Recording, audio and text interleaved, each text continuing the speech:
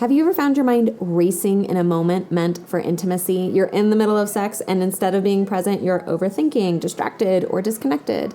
If so, you are absolutely not alone. This is a super common issue. So today we're going to be talking about sexual performance anxiety, what it is, why it shows up, and most importantly, how you can move through it to reconnect with pleasure and intimacy and yourself.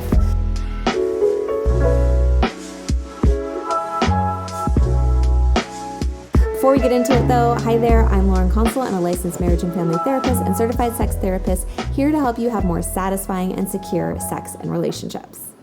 Let's start with the basics. Sexual performance anxiety, what is it? It can be referred to as the fear of not measuring up, whether that's keeping an erection, reaching orgasm, feeling desire, feeling good enough in your skills or your body, or whether you're pleasing your partner or doing something in particular. And it can impact anybody across genders, age, or experience level. Trust me, I have seen it across the whole spectrum. It's important to remember that our brain is our biggest sex organ because it sends and receives the signals that help our body become and stay aroused. But if your brain is in anxiety, that's not exactly a sexy place to be. Anxiety short circuits essentially arousal, and once it happens, it can often create a loop. Fear of this short-circuiting happening again leads to more anxiety, which makes it more likely to happen again, and you can see how the cycle goes and goes. Now, there is no one single cause of performance anxiety. People have it for a variety of nuanced and overlapping reasons. Some common ones that I see come in, and again, these often aren't discrete categories, but things that I see people come in with that impact their performance anxiety are body image concerns. Feeling self-conscious can intensify you when you're at your most exposed and vulnerable. Or feeling pressure to perform, whether it's coming from media or past partners or your current partner or internal expectations. Pressure, again, is not a sexy place to be and can really kill pleasure or create anxiety. Another common element with performance anxiety is relationship dynamics. Unspoken tensions or unresolved issues, or sometimes even spoken issues, or when somebody's body isn't performing like they want and their partner is not responding in the most helpful way, that again can create a feedback loop that's not very helpful.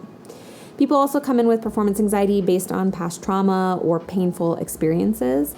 Intimacy can stir up unresolved emotions or memories that we really want to work through and understand. Another big one is cultural myths. Unrealistic standards from porn or Hollywood or media can really distort what sex should look like. And you can see those air quotes because there is no one way that sex should look like, but that's for a whole nother video. It can also be where there's experience gaps. If one partner has a lot more experience than the other, that can create performance anxiety. Or you might have a one-off experience. Even one time your body didn't respond as you expected can create dread about it happening again. And again, you can get into that feedback loop. So we really want to understand these things so you don't get into that loop. And that's why we want to name these things. It's really powerful because once we name it, we can start to change it. So how do you change it? One thing you can do is name it and speak it into the room because anxiety tends to thrive in silence. When we're in our own brains, that is a great place to get into a loop and spiral and really let the anxiety build up. The moment you bring it out into the open, it starts to lose its power. So you want to start with self-reflection. What might be contributing to the anxiety? And then try to share it with your partner or partners. And you could try something like this. Okay, I've been feeling anxious during sex lately and it's pulling me out of the moment. I'm thinking it might be related to, insert whatever insight you have. And I wanted to share it with you so we can navigate it together better.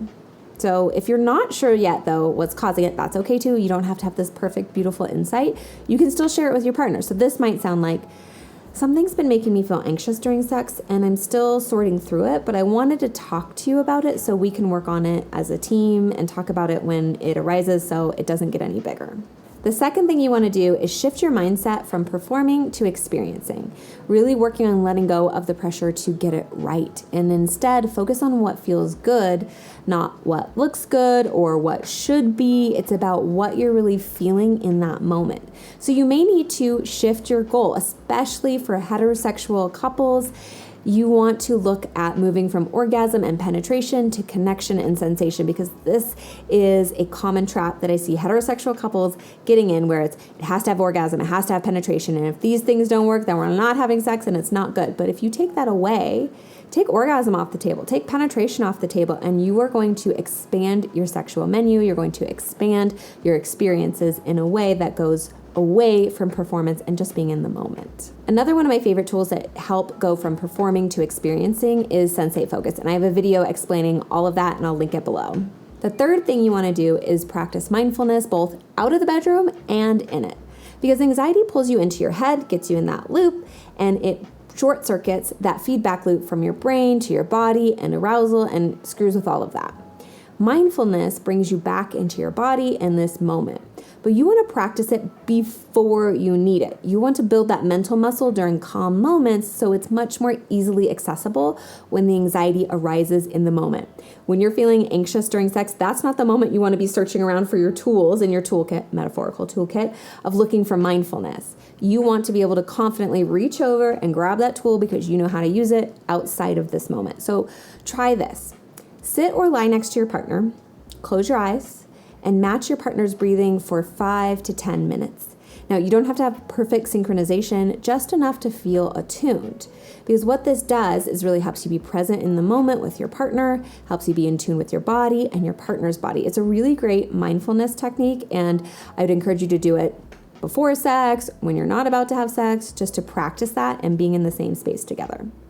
Now, you can also plan for anxious moments in advance. So you want to decide, how do I signal or cue my partner in that I'm feeling anxious? This may be verbal communication, it may be another signal, whatever works for you. And then have a grounding technique, again, like breathing together or touching palms or whatever works for you, that you guys have already agreed upon before this. Again, we're not searching in our toolkit right now. You want to know what you're doing in that moment. And you want to talk about, okay, in those moments, do we keep trying to continue being intimate? Do we want to pause for cuddle and connection? The last thing you want to do is have disconnection, separating, because again, that can create a negative association with this and can add to that feedback loop. So we want to create this as a connecting, positive moment. Number 4, befriend your body. Now, you do not have to love your body. You don't have to have body positivity. I mean, that is great, but we can go for body neutrality, and that is wonderful. And body neutrality is really shifting from the focus of how your body looks to what your body does, and valuing function over form, and really what your body is contributing and how it's supporting you. So it's, instead of asking, am I attractive? It's, how has my body supported me today? So here's an exercise that you can do. List 5 things that your body did for you today, and not mentioning appearance. So this might sound like, well, my legs carried me through my workout, or my heart kept beating through stress. And read this list out loud and thank your body for showing up, and repeat this daily for a month, because it's that repetitive action, that consistent action over time that creates new patterns. Lastly, you don't have to go through this alone. If anxiety persists or feels overwhelming or feels like it's deep-rooted or leads to continued conflict in your relationship, it is going to be really helpful to work with a sex therapist who can help you get to the root of these things and begin building new, empowering experiences with intimacy. And you can get support individually or in a partnership, whatever feels right to you, but there is support out there. The last thing I want to leave you with is that sexual performance anxiety is incredibly common. It is not a sign that you are broken. It's simply a sign that human sexuality is complex and nuanced, and it's something that needs attention and care and compassion in your life. So you want to name it. You want to choose presence over performance, practice mindfulness, have body neutrality, and get support when you need it. You can get that power back. This is not something that just has to be because it is the way it is.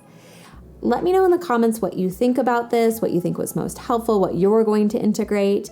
And if you want more content like this, be sure to like and subscribe if you want to learn more about how to have more secure and satisfying sex and relationships.